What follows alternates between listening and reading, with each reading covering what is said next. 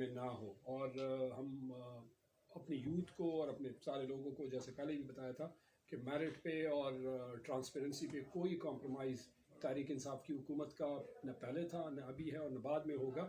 तो सारी डिटेल ये हुई।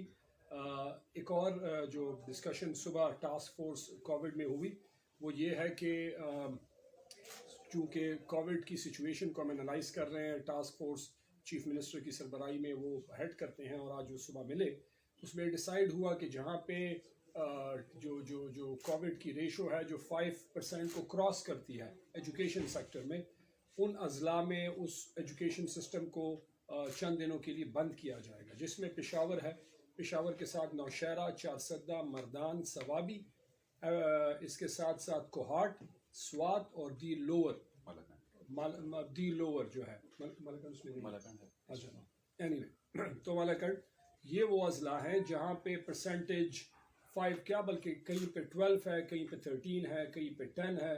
तो उस हवाले से आज डिस्कशन हुई और ये डिसाइड हुआ कि कल से इन अजला में एजुकेशन इंस्टीट्यूट्स स्कूल्स बंद रहेंगे, और ये 28 जो मार्च है तब तक बंद रहेंगे। फ्यूचर ऑब्वियसली हम उसको देखेंगे, एनालाइज करेंगे सिचुएशन को, ऑब्वियसली हेल्थ डिपार्टमेंट की सपोर्ट के साथ, कि उनके टेस्टिंग करते हैं कि फ्यूचर कोर्स क्या है। इसके करने का मकसद ये है कि जो हाई स्पाइक आ रही है या जो इंक्रीज़ हो रहा है कोविड, स्कूलों में बच्चों को और टीचर्स मुतासर हो रहे हैं, फिर ऑब्वियसली वो घर जाते हैं और 6 घंटे वो स्कूल में ही की कमरे में बैठ के क्लासेस लेते हैं। उस वजह से उसको मद्देनज़र रखते हुए इन अजला में हमने एजुकेशन सिस्टम में देखा कि स्टेटिस्टिक्स के बुनियाद पे कि वो इंक्रीज़ आ रहा है। इसी वजह से इन अजला में हम कल से स्कूल बंद करने जा रहे हैं। स्टाफ आएगा, क्योंकि जिन जिन पेरेंट्स के होमवर्क होंगे या उनका काम होगा तो स्टाफ बाकायदा प्रेजेंट होगा, और बाकायदा पेरेंट्स आके अपने